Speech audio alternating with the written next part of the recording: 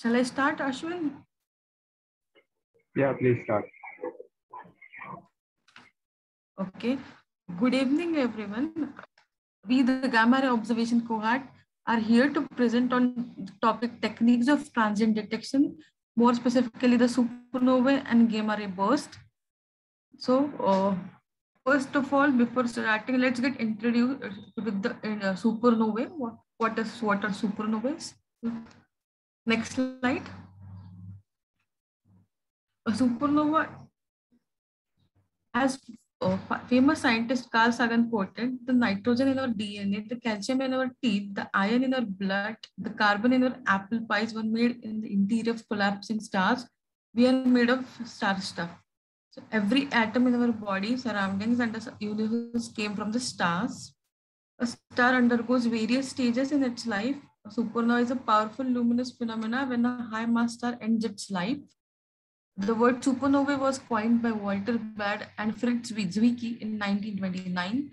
The DIF shown in the slide, the supernova explosion. It is a very powerful luminous explosion.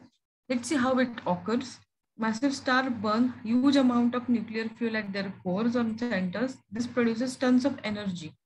So the center gets very hot. It generates pressure, and the pressure created by star's nuclear burning also keeps it from collapsing. A star is in balance between two opposite forces. The star's gravity tries to squeeze the star into the smallest, tightest ball possible, but the nuclear fuel burning in the star's core creates strong outward pressure. This outward push resists the inward squeeze of gravity. When a massive star runs out of fuel, it cools off. This causes the pressure to drop, and hence the gravity is only left, and then suddenly the star collapses. Usually, a very dense core is left behind, along with an expanding cloud of hot gas called a nebula. Next slide, please. So we will see the types of supernovae. There are two types of supernovae, type 1 and type 2. Type 1 is subdivided into three parts, type 1A, type 1B, and type 1C. So let's see first type 1A.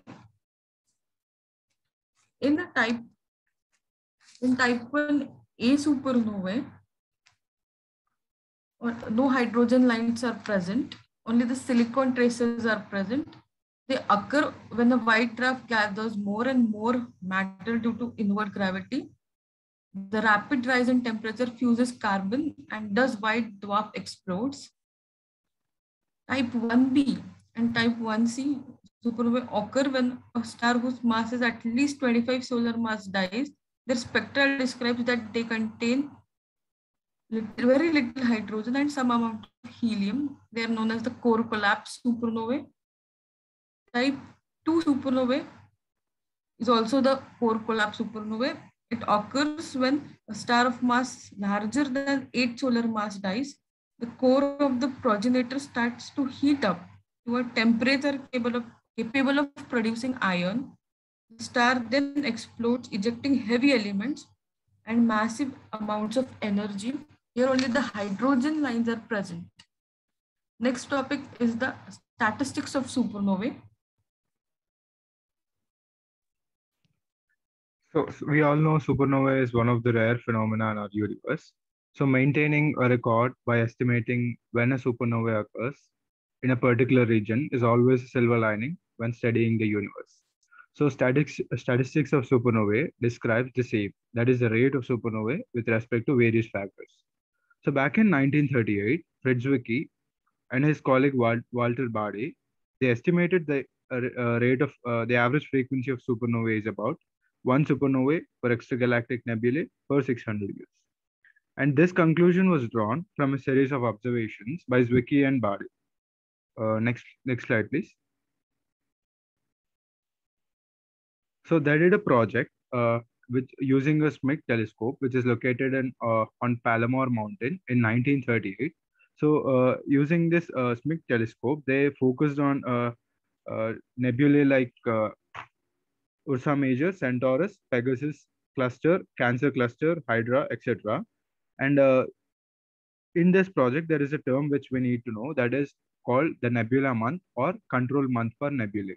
So what this means is that suppose that we are focusing or exposed to a particular nebula in a field on one certain date. If the same nebula is photographed at a later date, not less than 1 month after the first date, we assume that we have controlled the said nebula for 1 month. If n such photographs of given nebulae are available at intervals not spaced more closely than 1 month, so then we can say that the corresponding n nebulae months are happened with respect to our supernovae control. Now, if you are looking at different fields, let's say there are capital N number of fields, then we can photograph small n number of times in one particular field. Hence, the total number of nebulae months will be small n into capital. So, small n number of photographs in one particular field, that gives you total number of fields is total number of nebula months is equals to n into capital. Next slide, please. Now, this is a graph which shows the different types of fields where the distribution of fields are in our control of supernovae search. So for all the control fields, let's say we have more than one field that we are looking at different number of fields. So the total number of nebula months for all the fields will be summation of small n into capital N, because for each field it is n into n. For all the fields it will be summation of n into n, that's represented by sigma n into n. So one nebulae year is equivalent to 12 nebulae months. So the number of nebulae years will be y is equals to summation of n into n by 12. Now in this entire project, Zwicky and Bade found out 3 supernovae, and we can calculate the rate of supernovae y, number of nebulae years, by the 3 supernovae found. So that gives us y by 3, which is 612 years. So from this, it was concluded that the rate of supernovae is around 1 supernovae for 600 years in one extragalactic nebula in the terms of extragalactic perspective. So next slide, please. So now coming to SN detection rate, we have different types of galaxies like elliptical galaxy, spiral galaxy, and irregular galaxy in our universe. So under spiral galaxy, there are more subtypes like SA, SB, SC, depending upon where the spiral arms are located. So according to the statistics of supernovae discoveries, the supernovae counts are taken as a function of galaxy type. So if we consider supernovae in 3 types, like type 1A, type 1B and 1C and the second category, and type 2 as a third category. So we have 3 categories, and we are going to take a function of these 3 categories with respect to galaxy type, like as E represents elliptical, S0, S0A, everything is for spiral, and irregular is IRR is for irregular. So that is how we represent a graph. And now we can observe that type 1 supernovae doesn't have any relation, like it's just independent of the galaxy morphological type. It's just a constant throughout the number of galaxies. But when it comes to 1B or C and 2, those are the core collapse type supernovae. We can observe that the supernova rate increases rapidly from spiral galaxies to the late type of spiral galaxies like SC and SD. So this is what SNE detection rate means. That is, the rate of supernovae increases from the early spirals to the late spirals. So this detection rate was determined by normalizing the rate of supernovae to the blue luminosity of the galaxy. Next slide, please.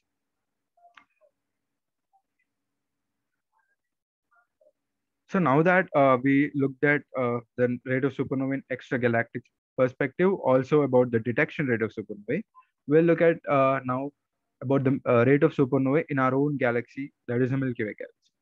So for this, a European team using European Space Agency's integral gamma ray satellite determined from the satellite's observations that for every 50 years in our galaxy, one supernova occurs.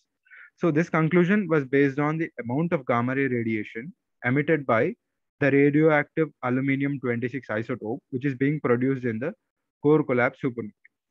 So this radioactive aluminum isotope is being concentrated at the center of the Milky Way galaxy.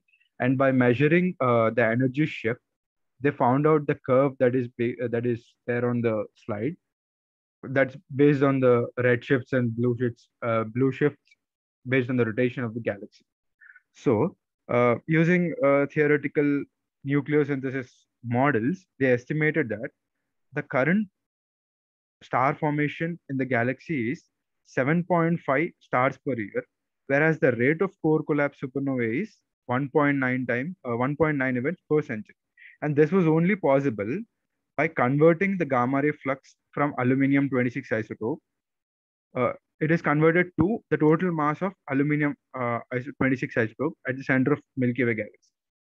So that's how they were able to calculate that around 1.9 events of supernova occurs per century, which is also approximately 2 or 3 depending upon when we are looking. So that is about the rate of supernova in the Milky Way galaxy. And this rate is higher than the rate of supernovae that's observed in the past, because now that we have advanced techniques, we are not going to miss out any supernovae, and we can detect even the faintest supernovae. And next, we are going to learn about the detection of this.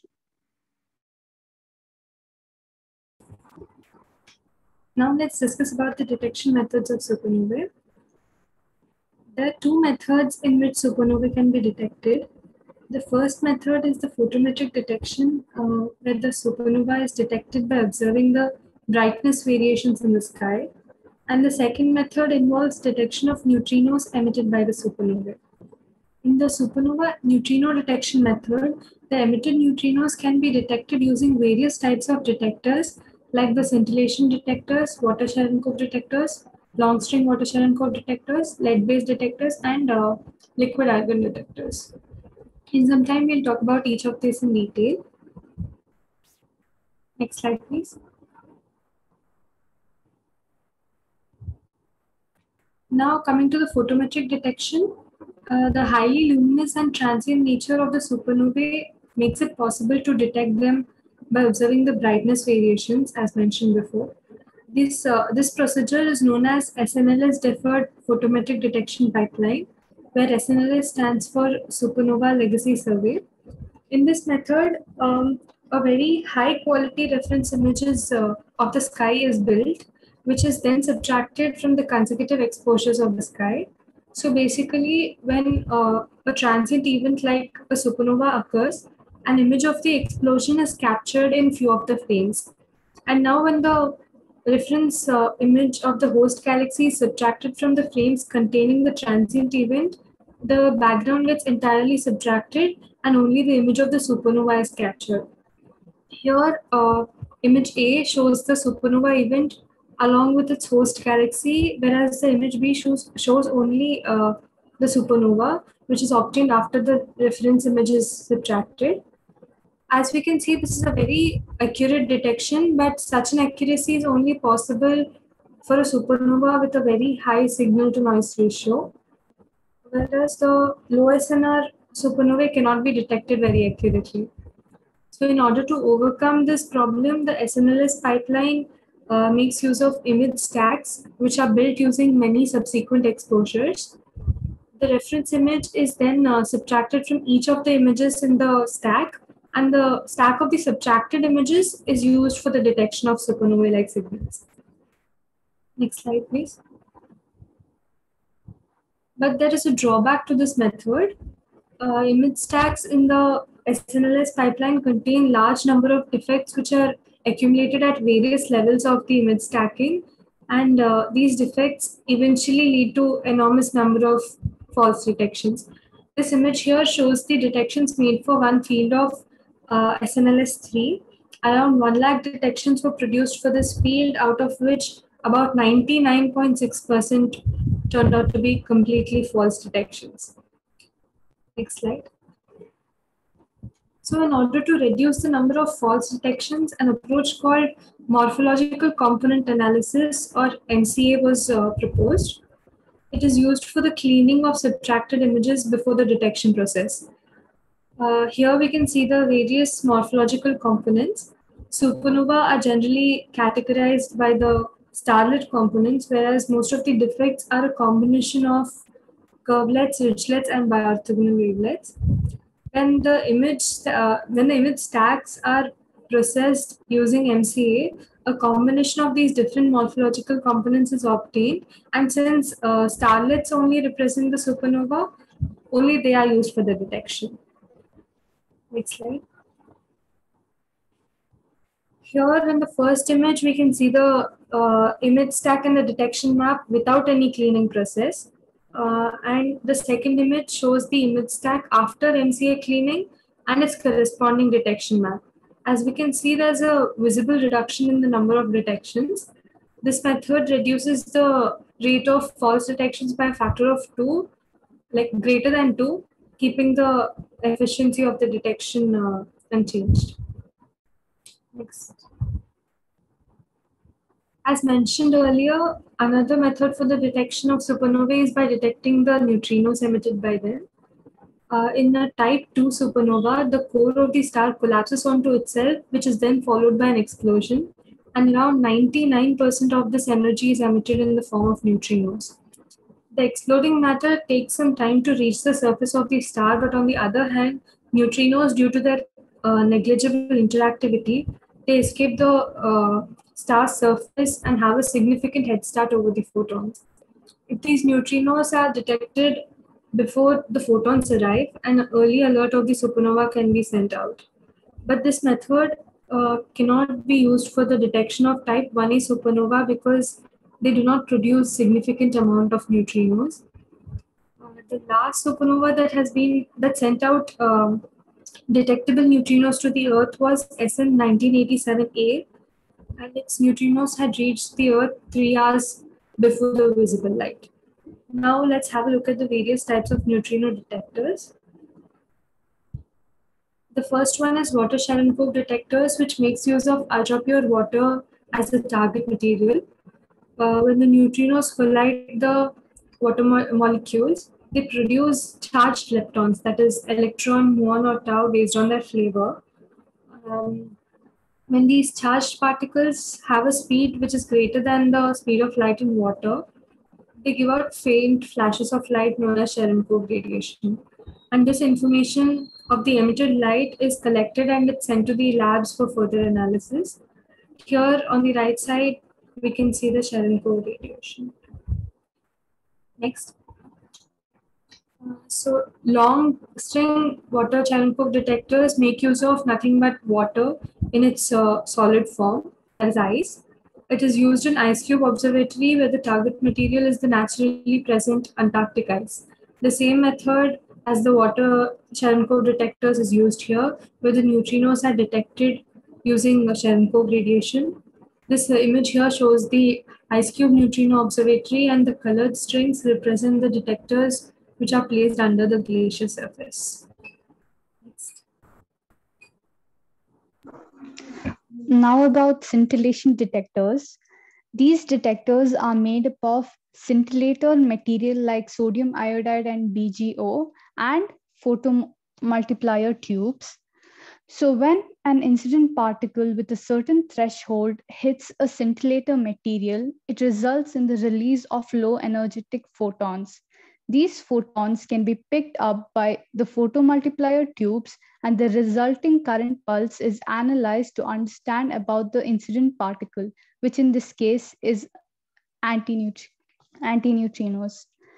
This image is a representation of Borexino detector, which uses this method. Next slide, please. Lead-based detectors. Helium and lead observatory is a lead-based detector. It has two parts, hollow ring-shaped lead block and long nickel tube filled with helium, which you can see in the figure. So when an incident particle collides with the lead nucleus, it leads to the emission of neutrons. As lead has magic number of protons and neutrons, lead cannot absorb these neutrons. Hence, these neutrons get thermalized by collisions with lead and polyethylene moderator and gets captured by helium gas in the proportional counters, which is a gaseous ionization detector devices. Next slide, please. Liquid argon detectors. These detectors consist of a volume of liquid argon sandwiched between a cathode and anode, providing a drift field. So when an incident particle passes through the chamber, it ionizes the liquid argon. The ionized electrons drift towards the anode plate and the positive ions drift towards the cathode, as shown in the figure.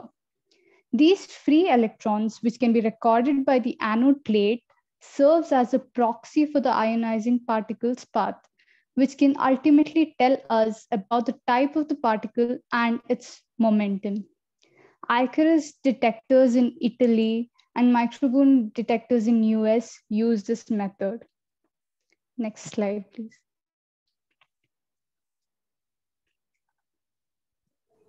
Now about SNOOS. Supernova Early Warning System, or SNOOS, is an international collaboration of neutrino detectors which aims at providing an early warning of the occurrence of a supernova. It began operation in 1998 with the collaboration of 3 neutrino observatories, that is, Super-Kamiokande, Large Volume Detector, and Sudbury Neutrino Observatory.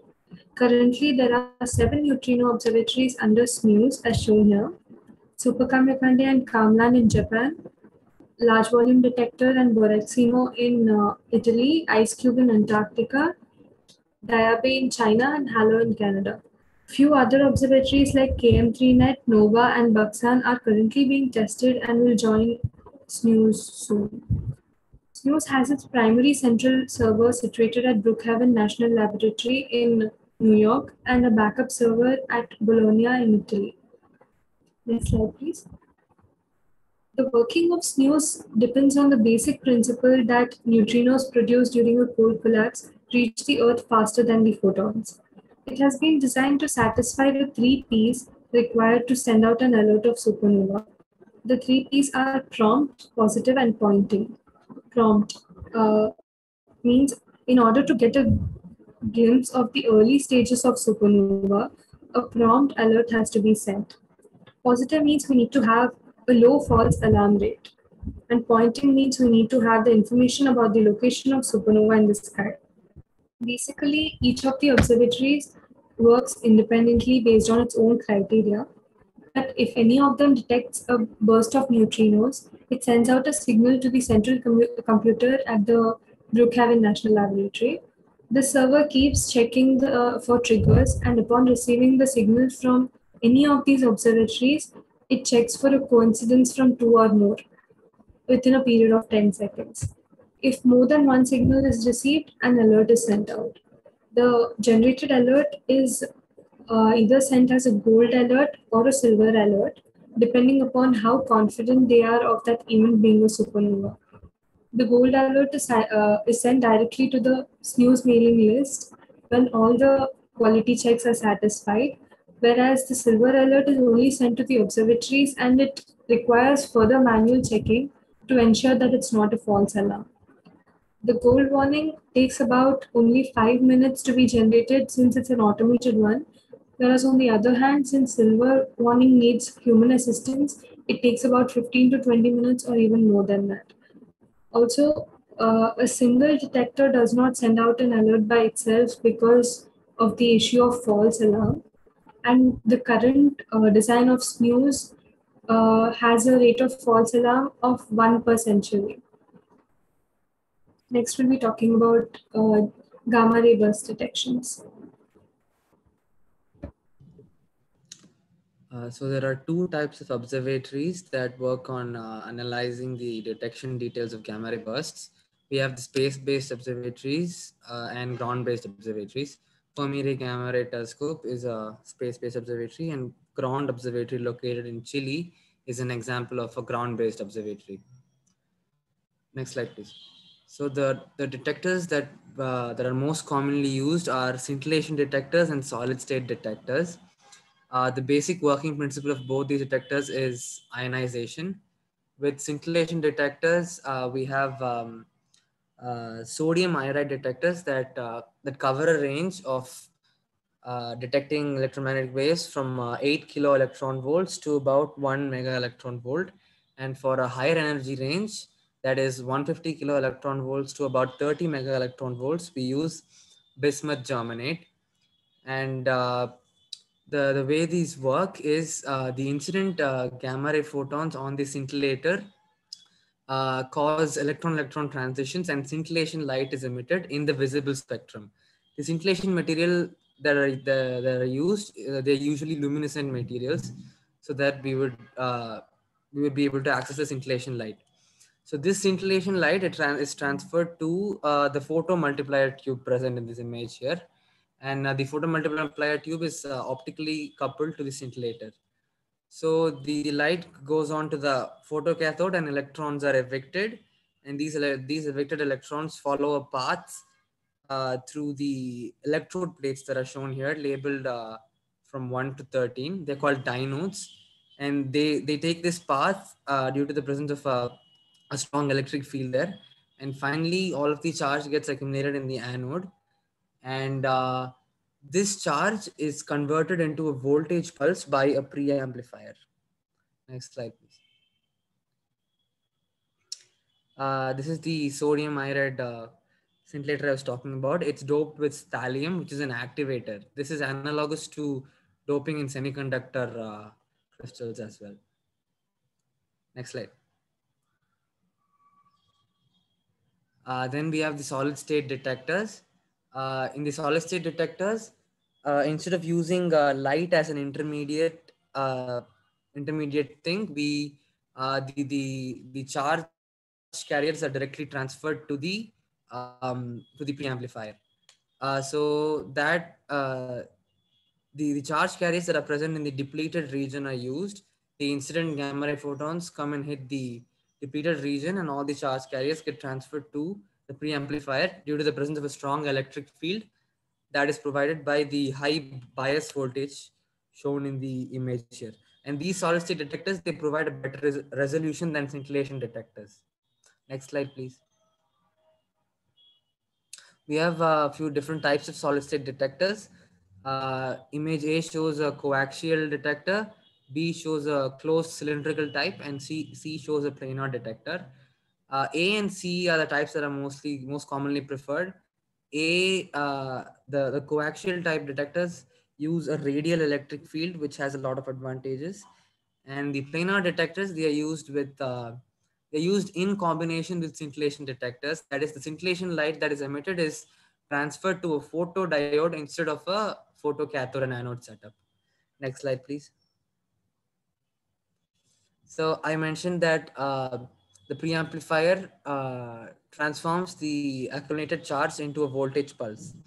This voltage pulse is transferred to this device called the multi-channel analyzer, MCA, and its two important parts are the amplifier and ADC, analog to digital converter. What this amplifier does is it amplifies the voltage pulse sent according to the conversion gain that is required. The conversion gain is a factor decided by us based on what range of gamma rays we need to study. If we need to study a higher range of gamma rays, that is from a low energy range to a high energy range, we need the conversion rate should be high. And if we only want to study high energy gamma rays, then the conversion gain should be low. So based on that, the amplification is done. And the signals that the MCA receives, they are analog. They're analog, and they must be converted to digital for better reading purposes. And that's what the analog to digital converter does. It does it through a process called pulse height analysis. Based on the pulse height, a specific channel number is allocated to it, and this channel number corresponds to a particular energy level. So like a higher channel number indicates a higher energy. So based on this, all the analog waves are converted into digital numbers. Next slide, please. So first I mentioned that the detection is done because the gamma ray photons are able to interact with matter. However, there are three different type of ways in which they interact with matter. That is the photoelectric effect, the Compton scattering method, and pair production.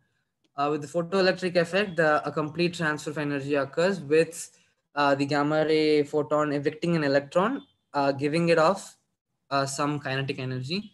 And Compton scattering is the inelastic collision of the photon and an electron, and it may occur in various angles. And momentum is conserved, although the final energy of gamma ray photon would be less, and it goes off with a lower wavelength. And pair production, it occurs for gamma ray photons with an energy higher than 1.022 mega electron volts. In the vicinity of a nucleus, they split into an electron and positron pair. And the way these electrons and positrons interact with the detector material also determines the height of the voltage pulse. Next slide, please. I mentioned the Compton scattering effect, and this E dash is what indicates the energy of the photon after undergoing scattering, and E is the initial energy of the photon, and the energy that gets recorded in the preamplifier that we record as the energy of the gamma ray photon is actually the energy of the electron, which is given as E star, which is E minus E dash. Next slide, please. So this is a model of gamma ray spectrum, and here we're dealing with monoenergetic gamma ray flux. That is not the case with gamma ray bursts. This is just for a better understanding, and you can see that the gamma ray energy is plotted on the x-axis. It's actually the channel numbers, but it's more or less the same thing because they just they're proportional to each other.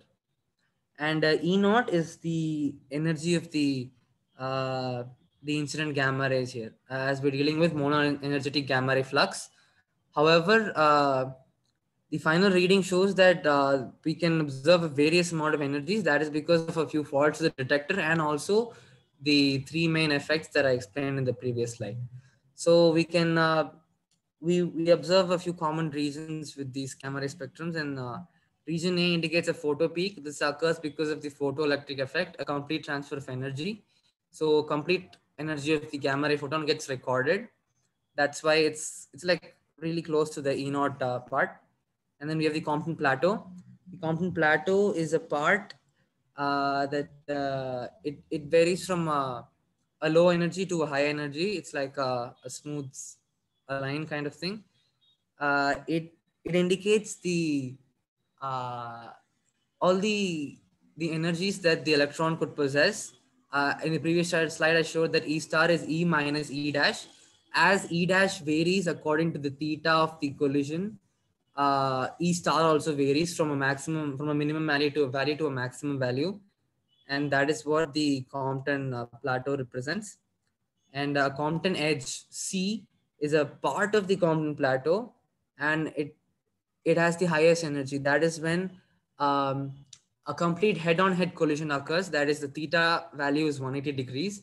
So like the gamma ray photon loses a lot of energy while the electron gains a lot of energy, and that completely gets recorded. And then we have the Compton Valley. The Compton Valley it's a result of multiple Compton scattering events or gamma rays scattered by a small angle before entering the detector. So small angle scattering is due to the interaction of the photon with intervening material before it hits the detector.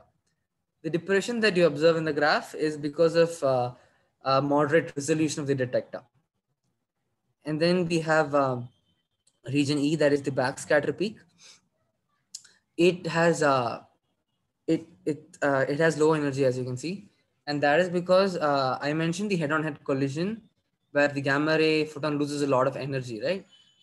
If this head-on-head collision occurs with material surrounding the detector, and somehow this scattered photon that suffered from the head-on-head collision finds its way into the detector, it gets recorded as the backscatter peak because it has less energy due to the head-on-head collision. Then we have the excess energy region. This is a small fault of the detector. Two gamma ray photons with similar energy get recorded as one and they add up, which is why you can see region F. And then we have region G, low energy rise. That is only because of electronic noise, a fault with the detector again. Next slide, please.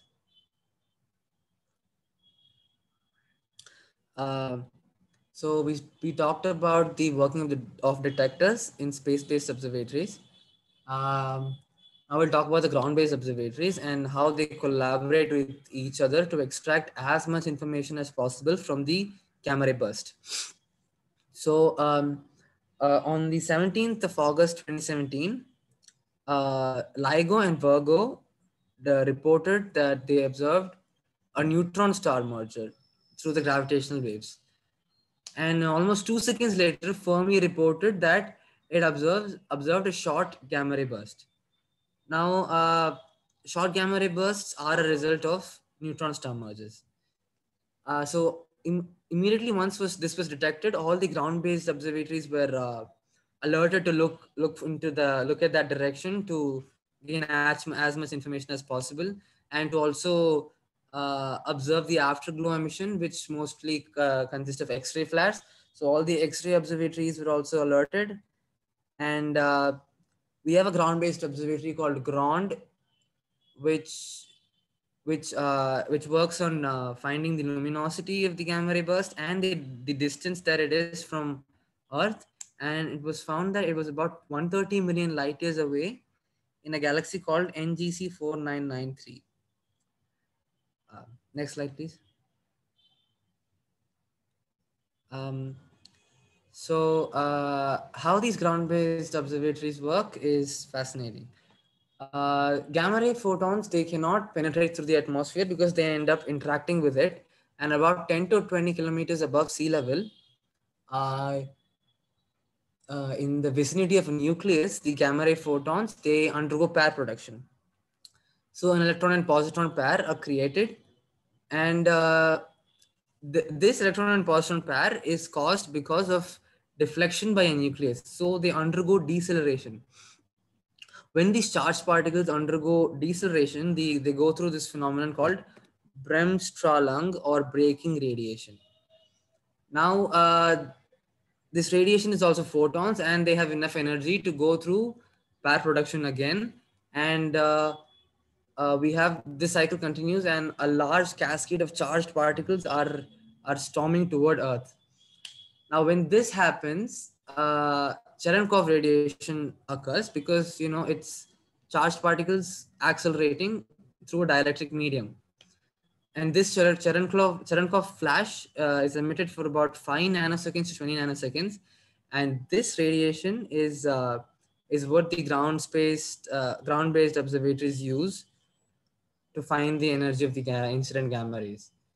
All the Cherenkov radiation light is almost all of it is reflected using a huge mirror into the ground-based observatory, and they have a Winston cone projection. It's a setup that ensures that we have minimum loss of photons. And one important thing to note here is gamma ray air showers are different from cosmic ray cascades, and if they occur simultaneously, there may be confusion. However, that is avoided because the Cherenkov telescopes, they can be manipulated such that if you increase their sensitivity, they would be able to differentiate between the cosmic ray cascades and the gamma ray air showers.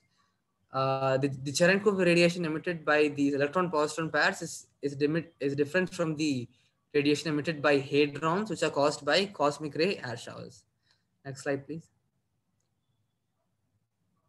So this was the air shower I was talking about. On the bottom right, you can see fluorescent light, which is caused due to a cosmic ray shower. And on the bottom left, we have the non-imaging Cherenkov counters. And that is what is used for gamma ray burst detection. Next slide, please. So this was the technology I was talking about. It's called IACT, imaging atmospheric Cherenkov telescope or technique. And as you can see, we have the Winston cone projection here, set up ensuring a minimum loss of energy.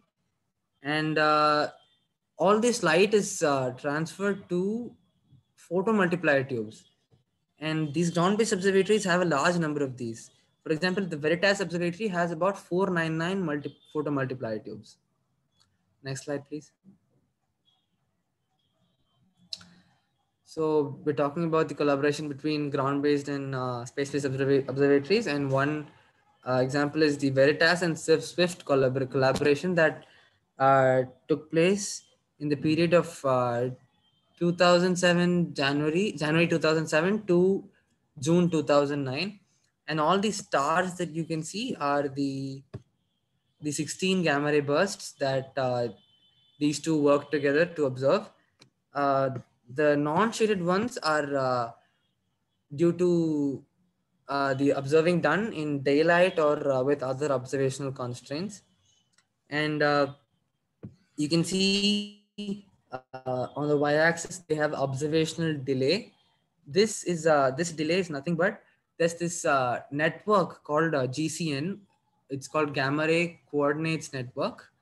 All these space-based observatories are a part of this. So like as soon as they detect a gamma ray burst, they inform all the ground-based observatories, and the ground-based observatories take some time in finding the exact location of the gamma ray burst. And it actually takes some time because it's a matter of arc seconds. We have to be as accurate as possible. So that is what is the observational delay that is being plotted on the y-axis. Next slide, please. So these are the details of all 16 gamma ray bursts observed due to this collaboration. On the left, we have the labels of the gamma ray bursts. And T90 is the amount of time that it takes for 90% of the gamma completed. And the measurement starts when 5% of it gets completed. So all this measurement is done after the gamma ray burst gets completely over. Then we have fluence. Fluence is nothing but the flux that was observed. And then we have T-trig, and T-trig is the time since trigger, the time that it takes between the GCN and GCN reporting the gamma ray burst and the ground-based observatories starting to observe the source of the gamma ray burst, as I mentioned in the previous slide. And we have RA and DECL. These are the right ascension and declination coordinates. They are analogous to latitude and longitude here on Earth. They're used to pinpointing a location on Earth. Well, not pinpointing, that's hard, but like they provide a location for something that occurs in space. And we have Z, that is the photometric redshift that was observed. Next slide, please. So this is a light curve of gamma ray burst 083100. It's there. It's a light curve denoting that. And we have a flux on the y-axis plotted against the time since BAT trigger. BAT is a part of the Swift Observatory. It's called Burst Alert Telescope. It is the one that alerts the ground-based observatories after it observes a gamma ray burst. And it's the same thing. It's the observational delay. It's plotted on the x-axis. That is the time since the burst alert telescope trigger. And the region in between the dashed lines in the graph are the observed flux of the X-ray flares that were observed after the gamma ray burst got over in the afterglow emission. Yes, next we have detectors of gamma ray bursts. Okay, so now we'll have a look at the Fermi Gamma Ray Telescope. Next slide. Okay, So it was launched on 11th of June in 2008 in a rocket called Delta. So Delta is a very heavy rocket. It was previously known as the Gamma Ray Large Area Telescope. It was renamed after Sir Enrico Fermi. So the Fermi Gamma Ray Telescope's primary mission was to detect supernovae. And in fact, in its first 5 years of service, it detected 2 supernova remnants. A supernova remnant is the structure resulting from the explosion of a star in a supernova. After 5 years of operation, its mission was extended to study pulsars. Pulsar is a neutron star that emits beams of radiation that sweeps through Earth's line of sight. Now, if we speak about two instruments that the Fermi Gamma Ray Telescope carries, one is Large Area Telescope and Gamma Ray Burst Monitor. So as you can see, the energy ranges 8 kilo electron volts to more than 300 giga electron volts. Now, if we speak about the first instrument, that is Large Area Telescope, it has 4 subsystems. One of them is tracker. So it consists of 4x4 array of tower modules. And each tower module consists of silicon chip particle tracking detectors interleaved with tungsten converter foils. So the tungsten converter foils generate electron-positron pairs, and the silicon chips detect them by tracking their trajectory. Next, we have the anti-coincidence detector. The anti-coincidence detector acts as a shield to avoid entering of other cosmic rays other than the gamma rays. So they act as the first line of defense. And then we have calorimeter. They give us the energy reading. Next, the fourth subsystem is data acquisition system. So it collects the information based on which we can distinguish between the cosmic rays and gamma rays. It also does an onboard research on GRBs. Next slide. So speaking about the gamma ray burst monitor, it consists of 14 detectors, 12 made up of sodium iodide and 2 made up of bismuth germanate. So the 3 components of GBM are low energy detectors, high energy detectors, and data processing unit. Next slide. So first speaking about the LEDs, expanded as low energy detectors, they consist of 12 detectors made up of sodium iodide, all of them phased in different directions. They catch X-rays and low energy gamma rays. As you can see, the energy range is 8 kilo electron volts to 1 mega electron volt. Next, we have the high energy detectors. So the high energy detectors detect gamma rays with high energies. The range is 150 kilo electron volts to 30 mega electron volts. And now the third system in GBM is the DPU. So the data processing unit analyzes the data from HED and LED and sends it to the Fermi spacecraft. Now the data from Large Area Telescope and Gamma Ray Burst Monitor is overlapped for studying GRBs over a wide range of energies. Some of the important detections by Fermi Gamma Ray Telescope includes a GRB 130427A, and the energy was 94 billion electron volts in April 2013. The Fermi Gamma Ray Telescope covers the complete sky in 3 hours. The picture in this slide depicts about the energy ranges, and the brightest source of energy tells us that the energy in that area is very high. Next up, we'll have the Swift Observatory.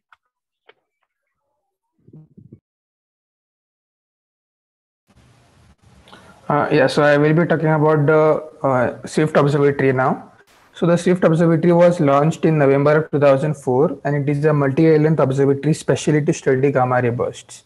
So as you can see in the image, the 3 main instruments on the spacecraft are the BAT, which is the Burst Stellar Telescope.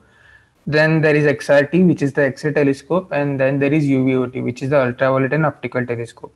So now let's see the Burst Stellar Telescope. So here are the specifications. Detection area is 0.52 square meters, and the detector material is made up of CZT, which is cadmium zinc telluride. It has a field of view of 2 steradians, which is approximately 1/5 of the entire sky. Then the detector is sensitive to the energies ranging from 15 to 150 kilo electron volts, and the BAT has a location accuracy of 1 to 4 arc minutes. So the main thing that burst array telescope does is to detect the gamma ray burst and also calculate the approximate location of the event.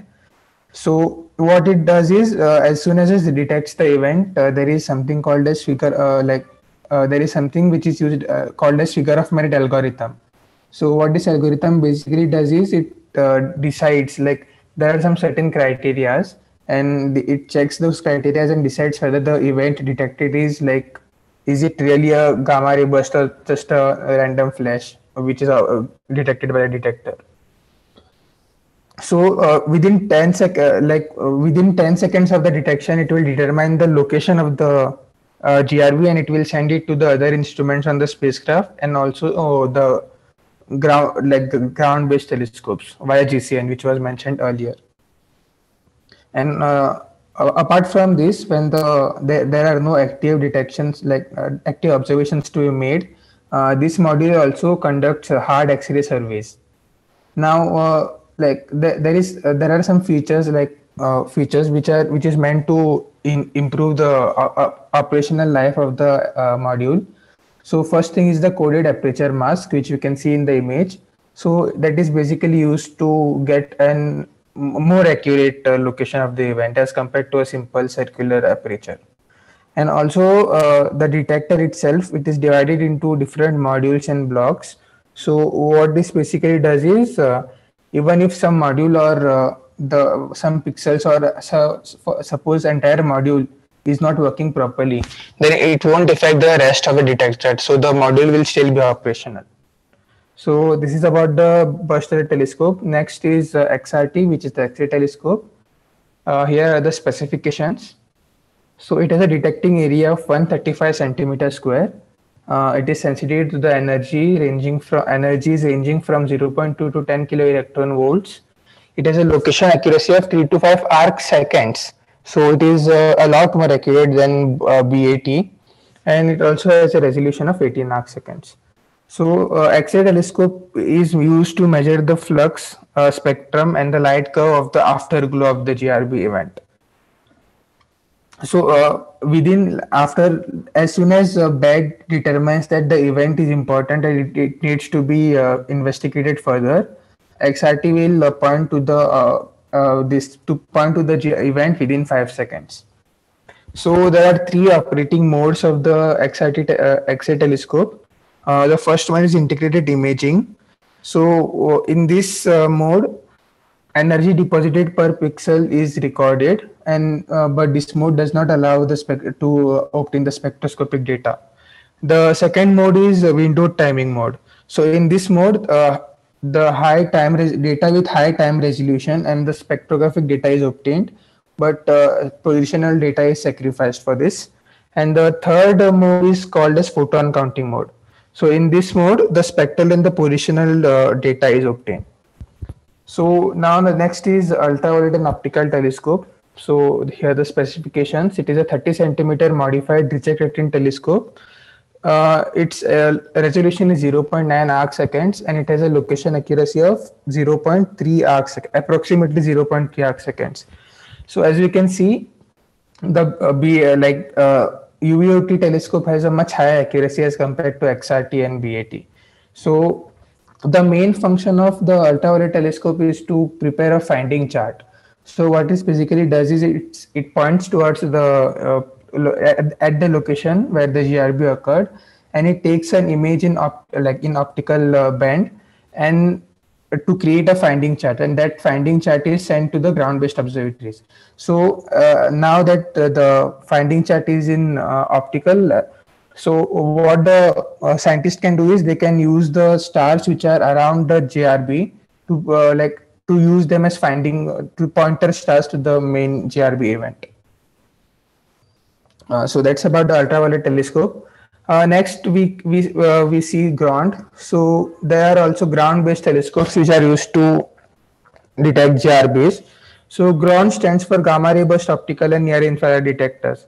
So as the name suggests, it observes the event in optical and near infrared bands to study it more. This ground in the image, the dark blue cylinder is the ground instrument. So it is attached to the 2.2-meter telescope at the La Silla Observatory in Chile. And this is about the GCN, which was mentioned earlier. So GCN is basically a network of all the space-based observatories and the ground-based telescopes, which upon detecting a gamma ray burst event, it quickly notifies all the interested parties, like for example, universities or scientists and all. So like to gather the data properly and to study it further. So now Kshitija will conclude our presentation. Detection of transients is a very tough task, as we know they last for a very long, very short period of time. The techniques we studied in the previous slides help us in detecting the transients and making the detection process quite easier. With these techniques, we can study in depth more facts about supernova and gamma ray bursts, their nature, the events occurring in the universe, etc. With the GCN, it is also easy to have a good data collection and data distribution for greater understanding. The detection of supernova and gamma ray bursts give new insights for studying the universe.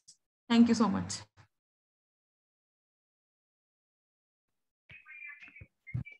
Thank you all for attending the presentation, and a special thanks to Tara, Jishnu, Vikrant, Hardik, Sagar, Adesh, Jeevan, Samriddhi, and Sasi for being for all the time and guiding us through this project. Thank you, everyone.